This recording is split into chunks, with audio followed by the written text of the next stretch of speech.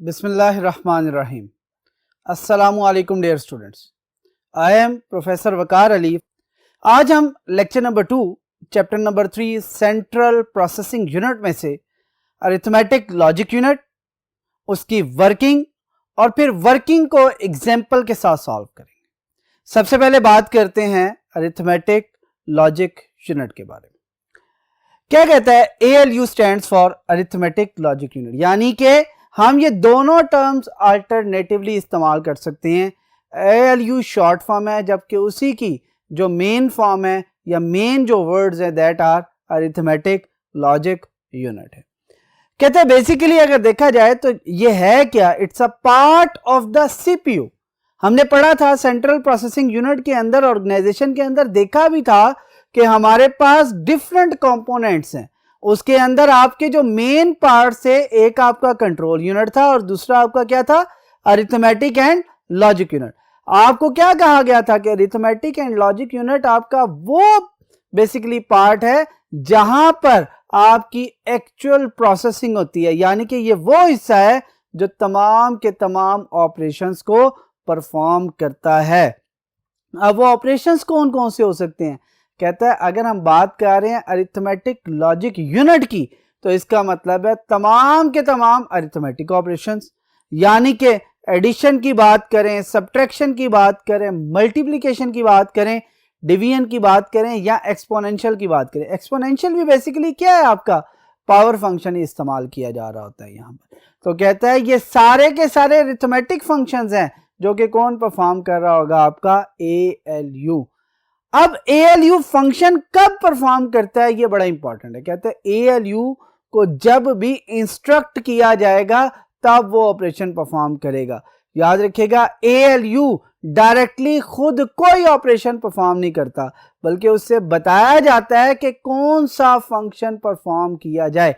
और ये कौन इंस्ट्रक्ट कर रहा होता है? ऑब्वियसली कंट्रोल यूनिट, जो कि इसी के साथ आपका CPU का एक पार्ट है।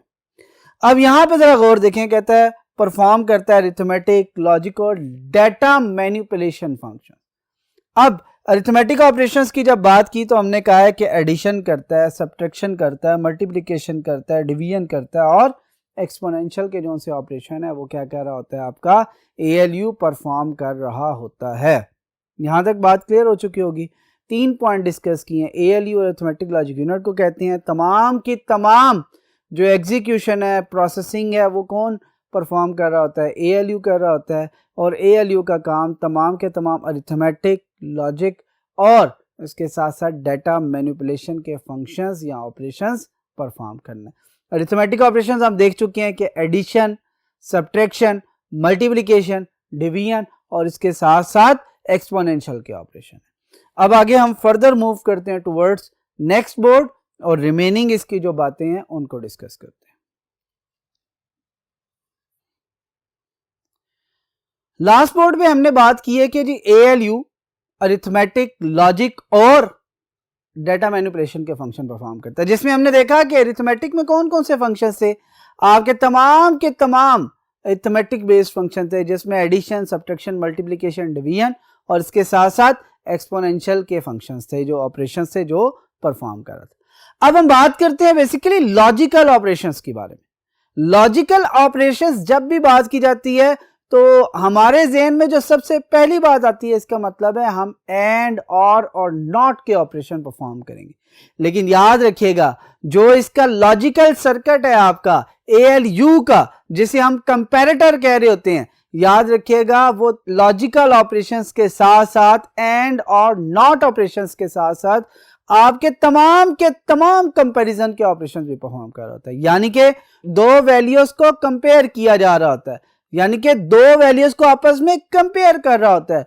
और वो कंपैरिजन के कौन कौन से ऑपरेशंस हो सकते हैं? वो लेस देन का ऑपरेशन हो सकता है, वो ग्रेटर देन का ऑपरेशन हो सकता है, वो लेस देन और इक्वल हो सकता है, वो ग्रेटर देन और इक्वल हो सकता है, वो इक्वल टू हो सकता है, और याद रखें इसके बाद नॉट इक्वल टू का ऑपरेशन होता है। कहते हैं याद रखिएगा, ये जब ऑपरेशन परफॉर्म किए जा रहे हैं, स्पेशली आपके जो उनसे हैं कंपैरिजन के ऑपरेशंस, तो कहते हैं इनके जो रिजल्ट्स आपको मिल रहे होते हैं वो हमेशा ट्रू या फॉल्स में मिल रहे होते हैं। या इसके अगेंस्ट ट्रू है तो 1, फॉल्स है तो उसके अगेंस्ट 0 मिल रहा होता है। यहाँ तक बात क्लियर होगी।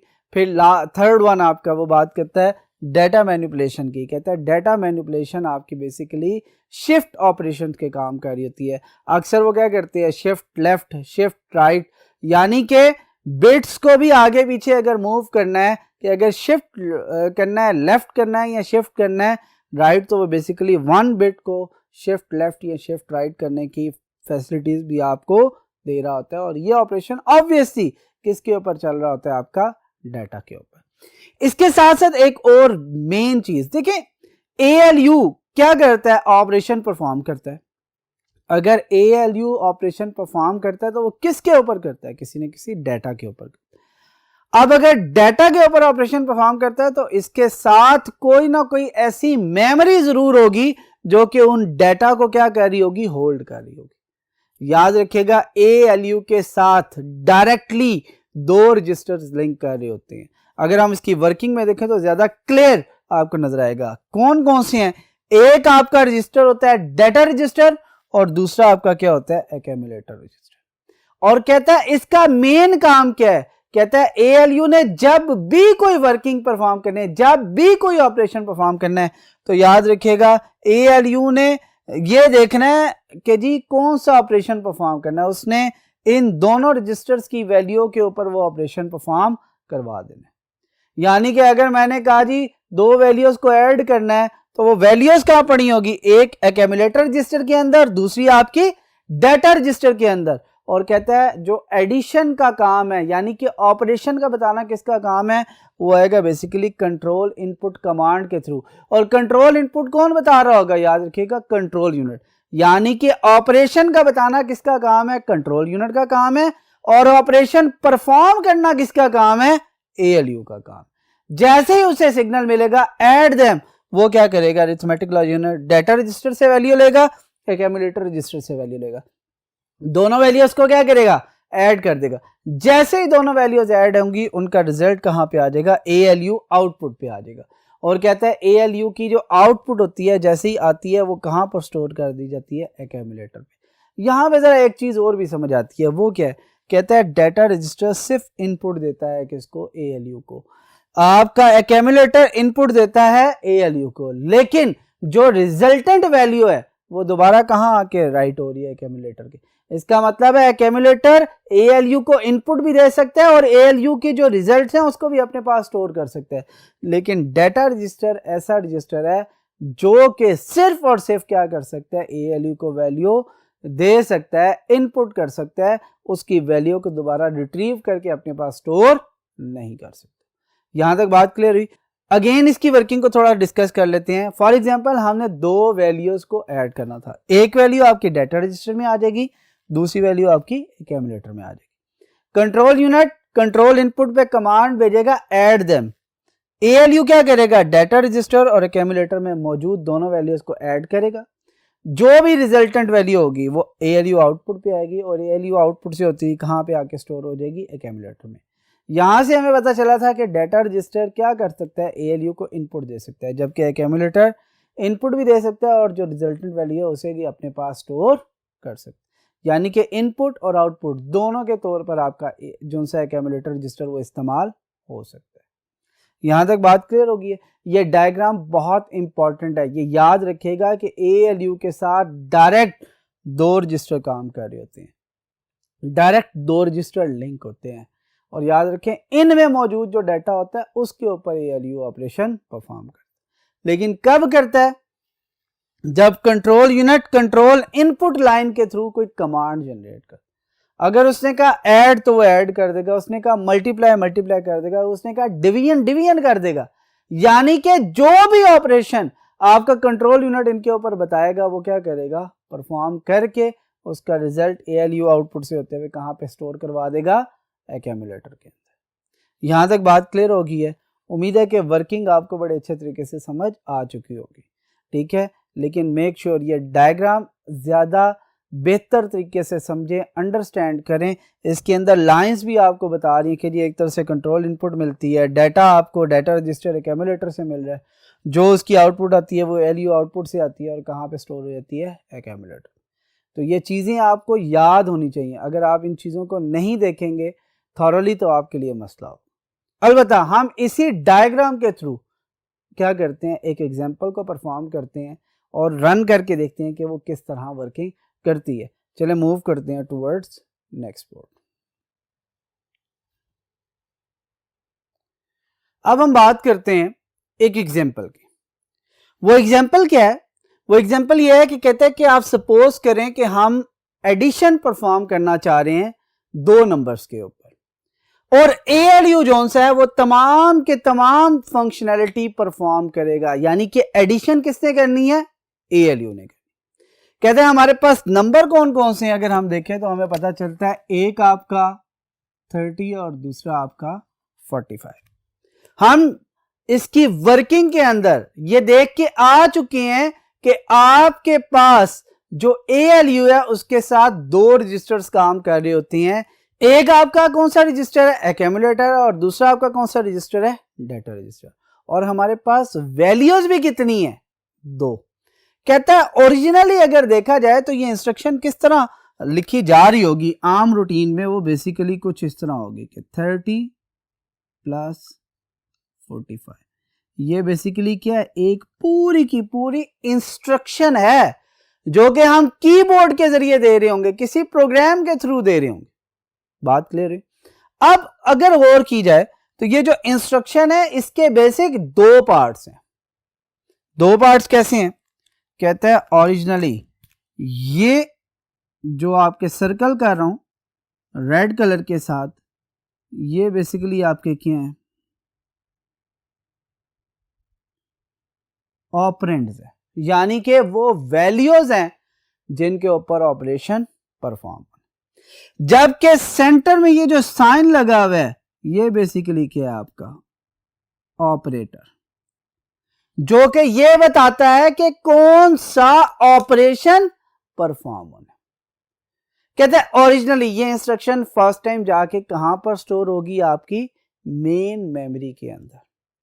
कहता है मेन मेमोरी के अंदर ये इंस्ट्रक्शन, याद रखिएगा, इस फॉर्म में स्टोर नहीं होती। ओरिजिनली उसका स्टैंडर्ड एक डिफरेंट है। उसमें आपका सबसे पहले कौन सा पार्ट आता है? ऑपरेशन का, और फिर डेटा का पार्ट आता है। यानी कि अगर इसी इंस्ट्रक्शन को थोड़ा सा कंप्यूटर की टर्म में लिखने की बात करें तो इसी इंस्ट्रक्शन को क्या करते हैं? हम यूं कर लेते हैं कि हमने क्या करना है? प्लस करना है किस किस को? 30 एंड 45। यहां तक बात क्लियर होगी? कोई इशू तो नहीं है ना? देखिए वही चीज है। क्या कहता है? Suppose we want to perform two numbers. याद रखिए कि suppose we want to perform addition on two numbers है, वो थोड़ा सा भूल गया। Addition on two numbers, addition लाजमी लिखेगा। अब क्या है? 30 प्लस 45 लिखा गया। ये 30 प्लस 45 का मतलब है एडिशन परफॉर्म कर रहे हैं दो नंबर पर। एक आपका 30 है, दूसरा आपका कौन सा है? 45। अब कहता है जब हम ये इंस्ट्रक्शन देते हैं तो ये चेंज होती है किस फॉर्मेट के अंदर? इसमें, जिसमें आपका ऑपरेशन पार्ट पहले आ जाता है, डेटा पोर्शन आपका क्या होता है? बाद में आ जाता है। अब कहता है कि जब हम इस इंस्ट्रक्शन को CPU पे लेके जाते हैं तो ये इंस्ट्रक्शन बेसिकली किसी रजिस्टर के अंदर क्या हो जाती है? स्टोर हो जाती है, और फिर इसको डी कोड किया जाता है। डी कोड क्यों किया जाता है? क्योंकि ऑपरेशन परफॉर्म करवाना किसका काम है? कंट्रोल यूनिट का। लिहाजा ये वाला पोर्शन जो है ये किसके पास चले जाता है? CU के पास चले जाता है। और कहता है ये जो सी दो वैल्यूज हैं इनका ताल्लुक किसके साथ बन जाता है? आपका ALU के साथ। यहां तक बात क्लियर होगी? अब बात करते हैं इससे आगे। यहां तक आपको क्लियर होना चाहिए। यानी कि 30 प्लस 45 था, इंस्ट्रक्शन चेंज हुई प्लस 30, 45। ए प्लस का साइन किसके पास चला जाएगा? CU, यानी कि कंट्रोल यूनिट के पास चलेगा। 30 और 45 बेसिकली किसके पास जाने चाहिए? ALU के पास। ALU डायरेक्ट अपने पास इन्हें स्टोर नहीं करेगा। फिर क्या होगा? कहता है सबसे पहला काम क्या कहता है? 30 stored in accumulator register. Accumulator register कौन सा रजिस्टर था? कहता है वही रजिस्टर जो कि डायरेक्टली लिंक कर रहा है किसके साथ? आपके ALU के साथ। एक वैल्यू जाके कहां स्टोर होगी? आपकी एक्यूमुलेटर में, और दूसरी वैल्यू 45 ये कहां जाके स्टोर होगी? आपकी डेटा रजिस्टर के अंदर। इसका मतलब है आपकी वैल्यूज कहां पर पहुंच चुकी हैं? ALU के पास पहुंच चुकी हैं, जो ALU के साथ मौजूद रजिस्टर है वहां पर स्टोर हो चुकी हैं। और ये ऑपरेशन किसके पास पड़ा हुआ है? CU के पास। अब इसके बाद क्या होगा, कहते हैं जैसे वैल्यूज रेडी हो चुकी हैं, CU क्या करेगा, कंट्रोल इनपुट कमांड के थ्रू ऑपरेशन भिजवा देगा। किसको? ALU। और ALU क्या करेगा, जो ये दो वैल्यूज हैं जो कि एक्यूमुलेटर रजिस्टर और डाटा रजिस्टर में पड़ी हुई हैं, इनके ऊपर एडिशन परफॉर्म करेगा। इनकी जो रिजल्टेंट वैल्यू आएगी 30 + 45 75, उसे ALU आउटपुट पे लाएगा और उसके बाद जाकर कहाँ राइट कर देगा, आपके एक्यूमुलेटर रजिस्टर के अंदर। जैसे कि यहां पे उसने क्या कहते हैं, ALU added these two numbers 30 and 45 after receiving command from control unit. कहां से कमांड मिले इसे? Control unit. किसे मिली है? ALU को। कौन से नंबर्स को ऐड करेगा? 30 and 45 को। एंड रिजल्ट 75, जो इन दोनों को ऐड किया है तो क्या बना 75, will appear at ALU output. वो कहां पे अपेयर होगा? ALU आउटपुट के ऊपर। और जैसे ही ALU आउटपुट पे अपेयर होगा, उसे कहां पे ट्रांसफर कर दिया जाएगा? एक्यूमुलेटर में ट्रांसफर। एग्जैक्टली वही पूरी की पूरी वर्किंग हो रही है। एक वैल्यू कहां पे स्टोर हुई? एक्यूमुलेटर में। दूसरी कहां पे स्टोर हुई? डाटा रजिस्टर में। CU ने क्या की? कंट्रोल इनपुट कमांड दी। किस चीज की? एडिशन की। ALU ने क्या किया? दोनों को ऐड किया।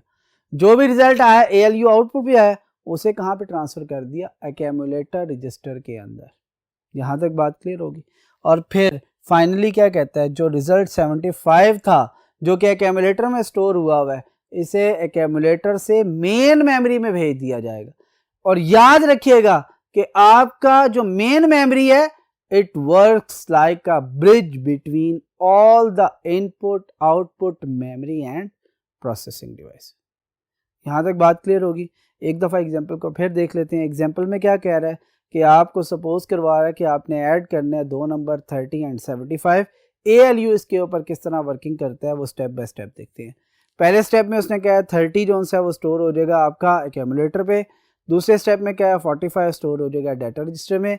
तीसरे स्टेप में उसने कहा है कि जी ALU इन दोनों वैल्यूज को ऐड करेगा but after receiving the command from the CU control unit. और फिर जो रिजल्ट है 75 वो ALU आउटपुट पे अपेयर होगा और ट्रांसफर कर दिया जाएगा एक्यूमुलेटर के अंदर।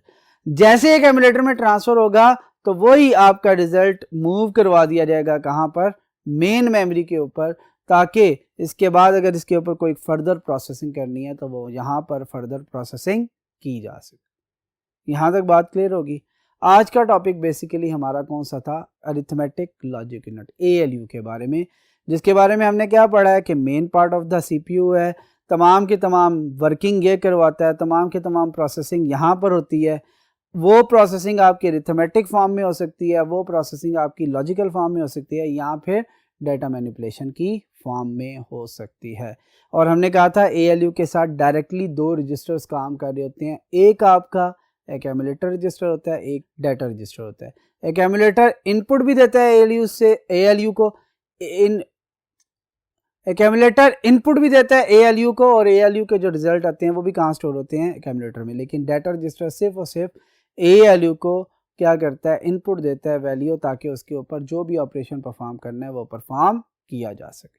उसके बाद हमने एक एग्जांपल देखी है डिटेल के अंदर दो वैल्यूज़ को ऐड करने की, वो कैसे होती हैं। डिटेल में उसके स्टेप्स आपके सामने लिखे हुए हैं, बड़े अच्छे तरीके से आपको समझ आ चुका होगा। आज का जो लेक्चर है वो यहाँ पर कंप्लीट होता है। उम्मीद है कि ये लेक्चर आपको समझ आ चुका होगा। इंशाल्लाह नेक्स्ट लेक्चर में आपसे फिर मुलाकात होगी। Thank you. अल्लाह हाफ़िज़।